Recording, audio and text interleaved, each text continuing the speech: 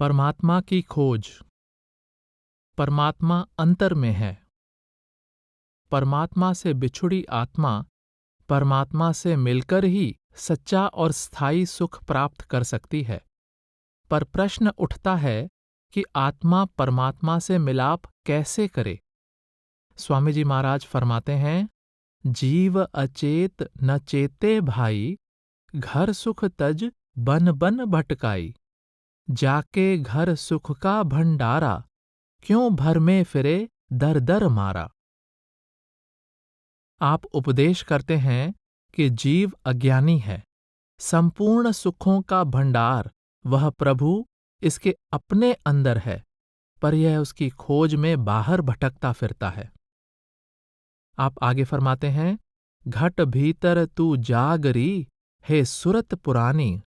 बिना देश झांकत रही, सब मर्म भुलानी। काल दाव मारत रहा, पर तू न चितानी। अब सतगुरु की मेहर से मौसम बदलानी। नर देही पाई सहज सतसंग समानी। सुरत घाट अब पाया, धुन शब्द पिछानी। आप जन्म जन्मांतरों से बाहर भटक रही आत्मा को समझाते हैं कि तू परमात्मा की बाहरी भक्ति के कारण सदा काल का आहार बनती रही है। तूने काफी समय बाहर खोजकर देख लिया है। अब अज्ञानता को छोड़ और अपनी देह के अंदर सुरत के घाट पर पहुंचकर झांक, ताकि तुझे निज घर पहुंचने का मार्ग और साधन मिल जाए तथा तू 84 के जाल से मुक्त हो जाए। आपने अपने कई शब्दों में जीवात्मा को शरीर रूपी घट, घर या महल के अंदर परमात्मा रूपी प्रियतम की तलाश करने का उपदेश दिया है। जैसे सुरत घर खोजरी, ऋतु मिलन मिली। शब्द घर सोचरी, चढ़ महल चली। स्वामी जी महाराज फरमाते हैं, चल अब सजनी पिया के देश, मिल अब गुरु से कर आदेश। लखो फिर घट में पद जाए शेष, थके जह ब्रह्मा विष्णु महेश। आप जी आगे फरमाते हैं, सखी चल देख बहार पिया की, चढ़ो घट सेज संवार पिया की। स्वामी जी महाराज का भाव है कि परमात्मा शरीर के अंदर है और अंदर ही उससे मिलाप किया जा सकता है। बाहर न कभी किसी को परमात्मा मिला है और न मिल ही सकता है। हर मनुष्य के शरीर की बनावट समान है, हर जीव की मूल प्रकृति भी समान ही है। सभी जीवों के लिए परमात्मा से मिलाप का एक ही अनादि साधन और मार्ग है, जो प्रत्येक जीव के अपने अंदर है।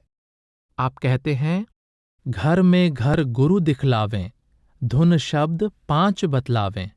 वह घर है अगम अपारा, 10वें के पार निहारा। 10 द्वारा घट चढ़ खोलो, सत शब्द अधर पे तोलो। परमात्मा शरीर रूपी घर के अंदर ही है, पर वह 9 द्वार पार करके 10वें द्वार में पहुंचने पर ही मिलता है। स्वामी जी महाराज संकेत करते हैं, अंतर्मुख बैठे एकांत, अभ्यास करे पावे मन शांत। 2 दल उलट गगन को धावे, मगन होए और नाद बजावे। सत लोक पहुंचे और बसे, सुन सुन धुन तब सूरत हंसे। परमात्मा की प्राप्ति के लिए सबसे पहली जरूरत यह है कि जीव बाहिर्मुखी के स्थान पर अंतर्मुखी हो जाए। उसे बाहर मंदिरों, मस्जिदों, गिरजों, गुरुद्वारों, तीर्थों, सरोवरों, जंगलों, पहाड़ों, वीरानों में भटकने की आवश्यकता नहीं। उसे चाहिए कि अपने ही घर में एकांत जगह ढूंढकर ध्यान को बाहर से अंदर की ओर मोड़े। ध्यान को शरीर के 9 द्वारों की ओर से उलटकर अंतर में मोड़ने से इसे अपने आप परमात्मा के परम धाम को जाने वाला मार्ग और साधन की प्राप्ति हो जाएगी। स्वामी जी महाराज फरमाते हैं, मालिक जीव के पास है और यह मूर्ख उसको बाहर ढूंढता फिरता है।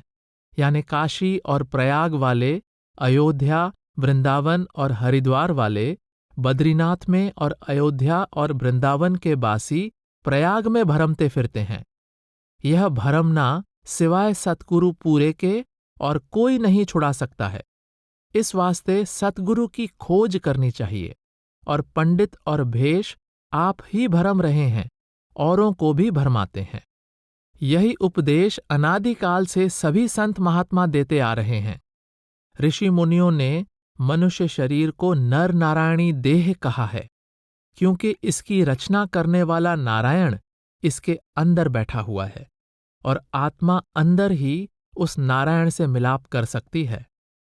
गुरु नानक देव जी की वाणी है, हर मंदर सोई आखिए जित्थों हर जाता, मानस देह गुर बचनी पाया, सब आत्म राम पछाता, बाहर मूल न खोजिए कर माहे विधाता, मनमुख हर मंदर की सार न जाननी, तिनी जन्म गवाता। अर्थात उस स्थान को ही हरि मंदिर कहा जा सकता है जिसमें उस हरि यानी परमात्मा की प्राप्ति होती है। वह सर्वव्यापी परमात्मा गुरु के वचनों पर अमल करके शब्द के जरिए केवल मनुष्य देह में ही मिल सकता है। उसकी तलाश बाहर बिल्कुल नहीं करनी चाहिए, क्योंकि वह प्रभु तो हमारे देह रूपी घर में ही वास करता है।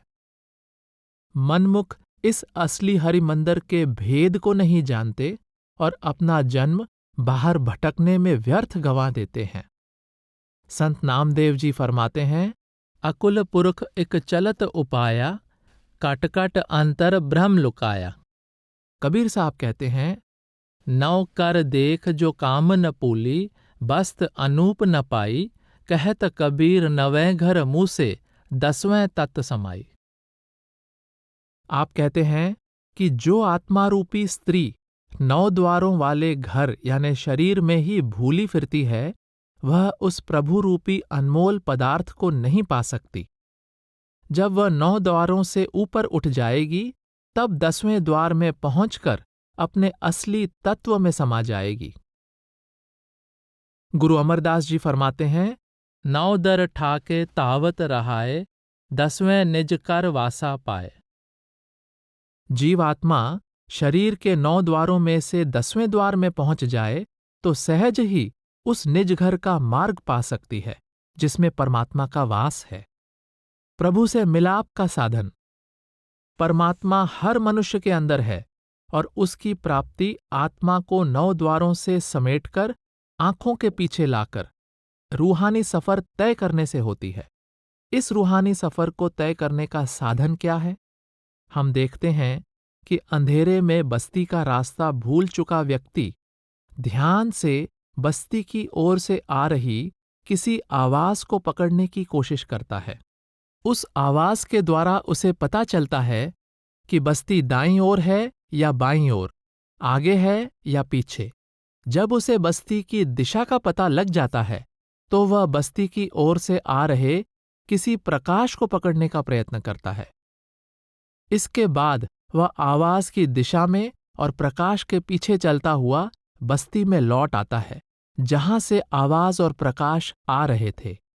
इसी प्रकार अपना निज घर भूलकर संसार और 9 द्वारों में भटक रही आत्मा यदि आंखों के पीछे आ जाए तो उसे वहां एक दिव्य ध्वनि सुनाई देगी और दिव्य प्रकाश दिखाई देगा। यह उस ध्वनि को पकड़कर आंतरिक आध्यात्मिक मंडलों की दिशा निश्चित कर सकती है और उस प्रकाश के पीछे चलती हुई आंतरिक रूहानी सफर तय करके वापस निज धाम पहुंच सकती है। हुजूर स्वामी जी महाराज फरमाते हैं, तू देख उलट कर मन में, क्यों फिरे भटकता बन में, चुप बैठो गगन कंदर में, मन खैंच धरो धुन धर में, फिर देर न होए जागन में, तू मगन रहो रागन में। आप कहते हैं, धुन में अब सुरत लगाओ, इस घर से उस घर जाओ, सुरत खैंच चढ़ावो गगनी, धुन शब्द सुनो यह करनी। परमात्मा से मिलना चाहते हो तो अपनी सुरत को आंखों के पीछे हो रही शब्द की धुन से जोड़ दो। उस शब्द धुन को पकड़कर शरीर रूपी घर के अंदर ही उस अगम अपार घर में पहुंच जाओगे जहां उस परमेश्वर का वास है। स्वामी जी महाराज फिर फरमाते हैं, यह धुन है धुर लोक अधर की, कोई पकड़े संत सिपाही। मन को मार करें असवारी, गगन कोट वह ले घिराई। परम धाम से अंतर में आ रही आवाज की सहायता से मन को हराना किसी संत सिपाही का ही काम है। शब्द धुन की सहायता से मन पर विजय प्राप्त करने वाला सच्चा सूरमा ही काया रूपी किले पर विजय प्राप्त करके परम धाम पहुंच सकता है। स्वामी जी महाराज समझाते हैं, धुन घट में हरदम हो रही, क्यों सुने न बानी शब्द की। तू बैठ अकेला ध्यान धर, तो मिले निशानी शब्द की। हे जीवात्मा, तेरे अंदर आंखों के पीछे पल पल क्षण क्षण धुन हो रही है। जब तू आंखों के पीछे एकाग्र होकर ध्यान लगाएगा तो तुझे उस धुन, शब्द या वाणी की पहचान मिल जाएगी। स्पष्ट है कि आप आंखों के पीछे सुनाई देने वाली ध्वनि को शब्द या वाणी भी कहते हैं।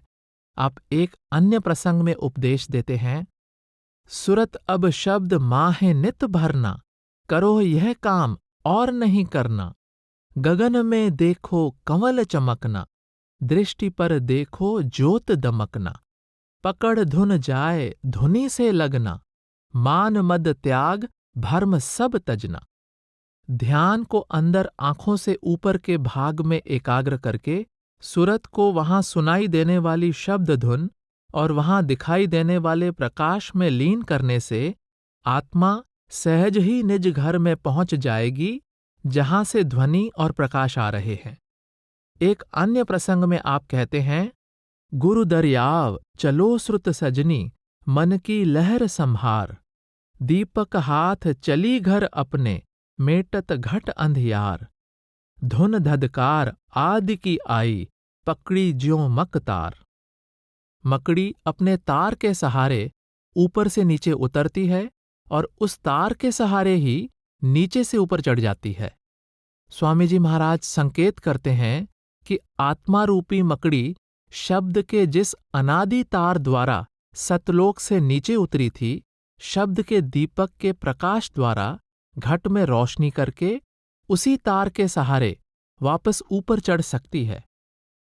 आंतरिक प्रकाश की ओर संकेत करते हुए स्वामी जी महाराज कहते हैं, मन और सुरत जमाओ तिल पर, घेर घुमर घट आओ पिल कर। बिरह प्रेम बल ताको फोड़ो, जोत निहारो मन को मोड़ो। अनहद घंटा सुन सुन रीझो, शंख बजाओ रस में भीजो। यह पहला स्थान बताया, राधा स्वामी बरन सुनाया।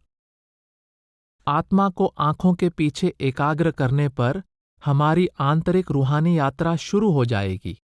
इस यात्रा के पहले पड़ाव में ज्योत दिखाई देगी और शब्द की शंख और घंटे से मिलती जुलती ध्वनियां सुनाई देंगी।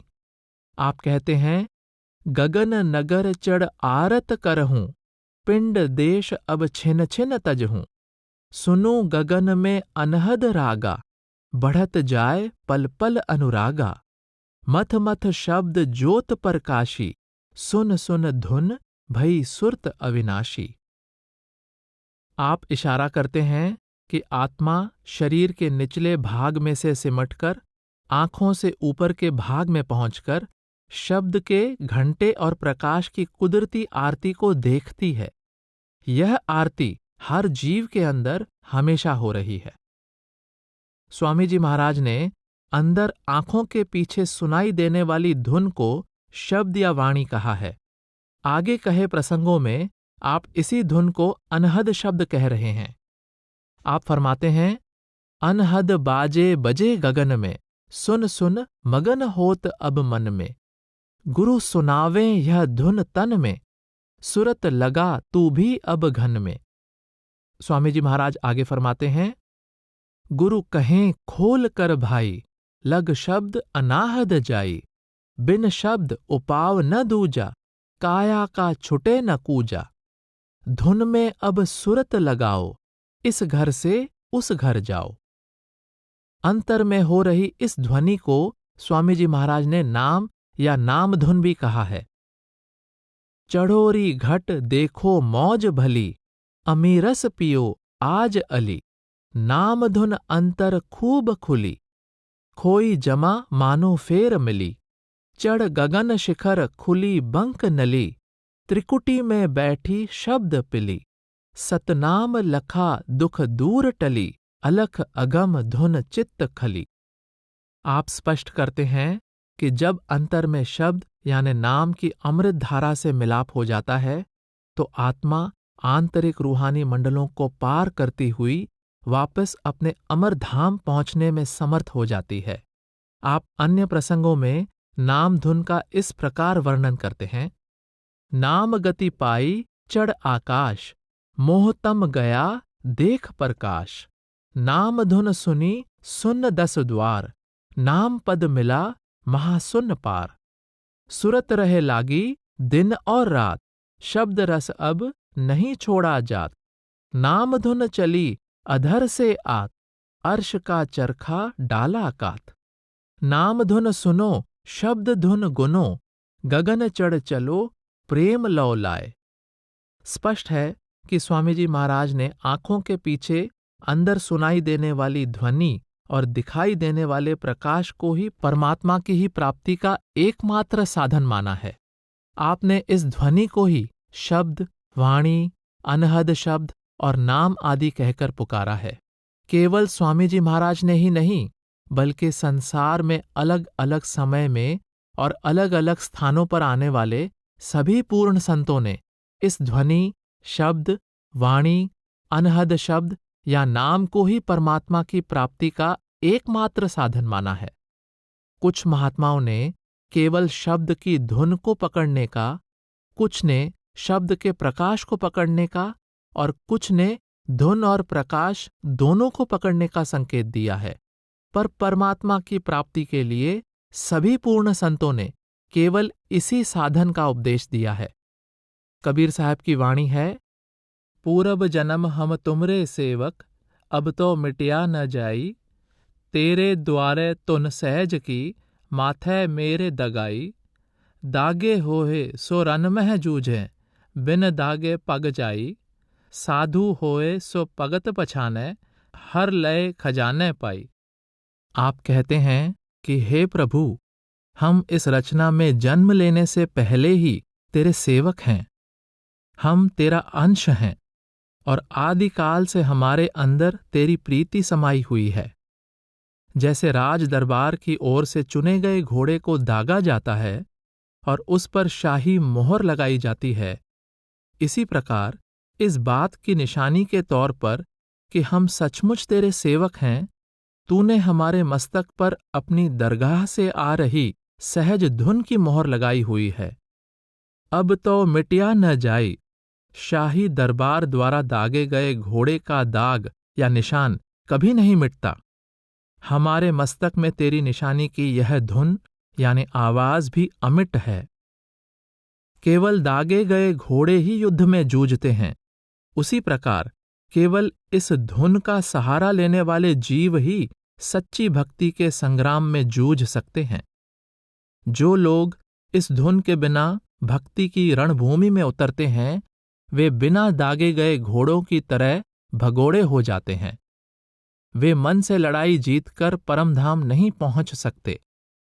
परंतु जो सच्चे साधु या भक्त तेरी ओर से खुद निश्चित की गई इस भक्ति द्वारा मन के विरुद्ध जूझते हैं, उनको तू अपने खजाने में डाल लेता है।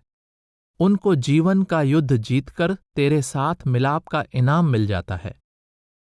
आंतरिक ध्वनि और प्रकाश का जिक्र करते हुए गुरु नानक देव जी कहते हैं, कर पीतर कर गुरु दिखाया, सहज रते मन पाई। मन बैराग रतो बैरागी, शब्द मन बेदिया मेरी माई। अंतर जोत निरंतर बाणी, साचे साहेब स्यों लिवलाई। सतगुरु ने शरीर रूपी घर के अंदर परमपिता परमात्मा का घर दिखा दिया। मन और आत्मा को शरीर के निचले भाग से समेटकर अंतर में आंखों के पीछे लाकर शब्द के साथ जोड़ने पर इस घर का ज्ञान हुआ। जब अंतर में शब्द की ज्योति और उसमें से निकल रही निरंतर वाणी यानी धुन को पकड़ लिया तो परमात्मा से लिव लग गई और सहज अवस्था की प्राप्ति हो गई। गुरु नानक देव जी मल्हार राग की वार के श्लोक 26 में स्पष्ट समझाते हैं, कर में कर देखाए दे सो सतगुर पुरख सुजान, पंच शब्द तुन कार तुन तह बाजय शब्द निशान, दीप लोह पाताल तह खंड मंडल हैरान, तार कोर बाजंतर तह साच तखत सुल्तान, सुखमन कै कर राग सुन सुन्न मंडल लिवलाए, अकथ कथा विचार्य मनसा मनह समाए। शरीर रूपी घर के अंदर परमात्मा रूपी प्रियतम का घर दिखाने वाला सुजान पुरुष सच्चा गुरु होता है।